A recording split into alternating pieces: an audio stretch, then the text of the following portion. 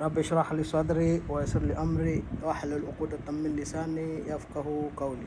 Alhadhirin, niko na ndugu yangu hapa Sheikh Fahmi, alikuwa kuna back pain, tumefanya normal cupping, alikuwa kuna miguu kidogo inauma.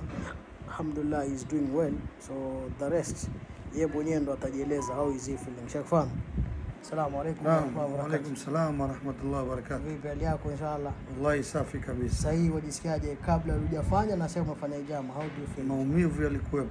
Naam. Maumivu yalikuwepo. Sasa hii alhamdulillah. Wasikia sahali? Nasikia kuna usahali umepatikana. Allah atakufanya wepesi inshallah. Amin. Atakila afya wa siha wa salama inshallah.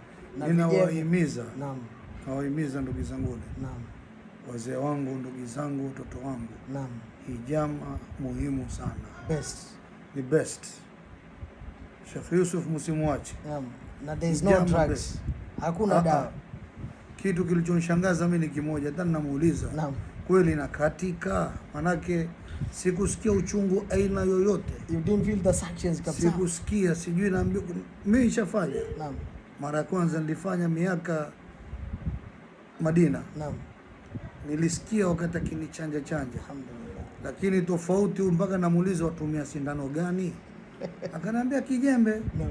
Na akanionyesha mpaka kwa video vile anavyochanja. Kwa hivyo ijama muhimu na Sheikh Yusuf msimwacheni. Atakila afya. Fuateni, tafuteni Inshallah. Atawaambia contact zake. Naam. Ijama muhimu. Na tuwafuata nyumbani. Mimi ninafuata nyumbani haji.